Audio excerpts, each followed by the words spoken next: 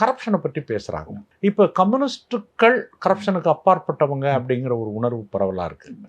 ஜோதி பாசு, நிருபன் சக்கரவர்த்தி வந்து முதலமைச்சராக இருந்து எந்த தகரப்பெட்டியோட முதலமைச்சர் இடத்துக்கு போனாரோ அந்த இடத்துல அப்படியே திரும்பி வந்தார்.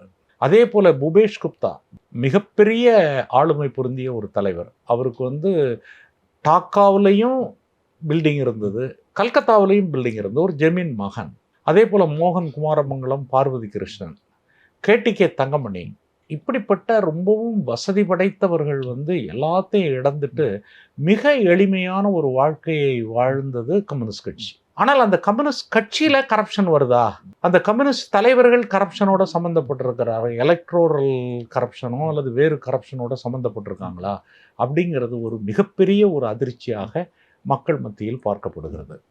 இதே மாதிரி தான் நேபாளத்திலும் கம்யூனிஸ்ட் தலைவர்கள் சில பேர் கரப்ஷன் பண்ணியிருக்காங்கன்னு இந்த மாணவர் அமைப்பு Gen Z student protest youth protest group அப்படிங்கிறாங்க. அவங்க அதை முன் வச்சிருக்கிறாங்க. அப்போ இதையெல்லாம் பரிசீலனை செஞ்சு பார்க்கணும். அதனுடைய இன்னொரு வடிவமாக ஏற்படுற போது என்ன ஆகுது அப்படின்னு கேட்டிங்கனாக்கா, பொதுவான கிரைசஸ் வந்து நேபாளத்தில் இன்றைக்கி வந்து அன்எம்ப்ளாய்டு யூத் வந்து ரொம்ப ஜாஸ்தியாக இருக்காங்க. இப்போ உங்கள் யூடியூப் சேனலுக்கு வர்றபோது கூட உங்கள் வாசலில் ஒரு நேபாளி தான் நிற்கிறாரு. என்னையா உங்கள் ஊரில் இப்படி நடக்குதுங்கும்போது, ஆமாம் திஸ் இஸ் அன்எம்ப்ளாய்மெண்ட்டுங்கிறாரு. நானும் காட்மண்ட் போயிருந்தேன் போன வருஷம். பார்க்கும்போது நிறைய அன்எம்ப்ளாய்மெண்ட்டு, நிறைய இளைஞர்கள் படிக்கிறாங்க. அப்போ அதெல்லாம் ப்ராப்ளத்தெல்லாம் சால்வ் பண்ண முடியல. இப்போ இதற்கான ஒரு மாற்று திட்டங்கள் வந்து ஒவ்வொரு நாடுகளிலும் ஒவ்வொரு இடங்களிலும் கம்யூனிஸ்டுகளுக்கு தேவைப்படுது.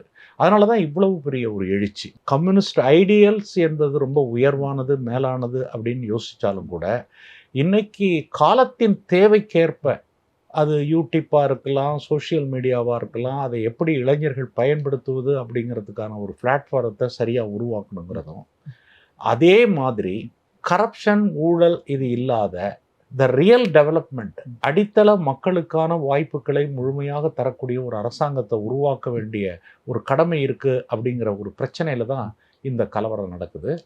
இதை இன்னும் நம்ம கூர்ந்து பார்த்து இதிலிருந்து மிகச்சிறந்த படிப்பனைகளை ஆட்சியில் இருக்கிற கம்யூனிஸ்டுகளும் ஆட்சிக்காக போராடக்கூடிய கம்யூனிஸ்டுகளும் ஏற்றுக்கொள்ள வேண்டும் என்பது என்னுடைய அபிப்பிராயம்.